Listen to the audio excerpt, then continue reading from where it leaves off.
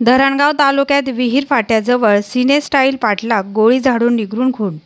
धरणगाव तालुक्यातील विहीर फाट्याजवळ मंगळवारी 22 एप्रिल रोजी सायंकाळी 7:30 वाजता एका तरुणाचा सिनेस्टाईल पाठलाग करून डोक्यावर गोळी झाडून निगरून खून करण्यात आला. या घटनेमुळे परिसरात मोठी खळबळ उडाली आहे. या संदर्भात धरणगाव पोलीस ठाण्यात रात्री उशिरापर्यंत गुन्हा दाखल करण्याचे काम सुरू होते.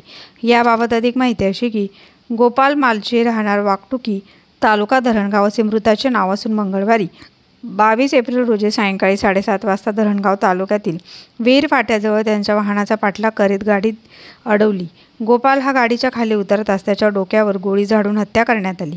ही घटना अत्यंत थरारक असून प्रत्यक्षदर्शींच्या म्हणण्यानुसार आरोपींनी 2 ते 3 फायर केल्याचे सांगण्यात येत आहे.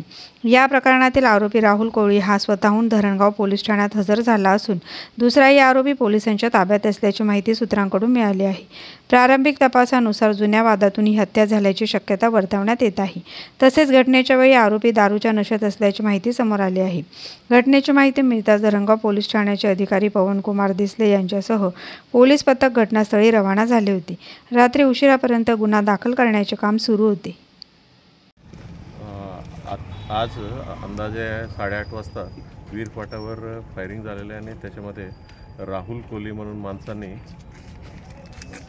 गोपाल मालची म्हणून ह्या माणसावरनं गोली घालून मर्डर करण्यात आलेलं आहे. याच्या मागचा इतिहास असा आहे, जे राहुल कोलींचं वडील होतं ज्ञानेश्वर कोली यांचं 2011मध्ये आत्ताची माहीत जे गोपाल मालचीने मर्डर केलं होतं त्यांचं रेव्हेंज म्हणून आता मर्डर करण्यात आलेलं आहे. आरोपी जे राहुल कोली होता आत्ताच्या मर्डरमध्ये त्यांना अटक करण्यात आलेलं आहे आणि पुढील कायदेशीर कारवाई चालू आहे. FIR दाखल करणं चालू आहे. सर, आरोपी एकच आहे की अजून काही नवीन? आता सद्यस्थिती इन्फॉर्मेशन अनुसार एकच आरोपी निष्पन्न होत आहे.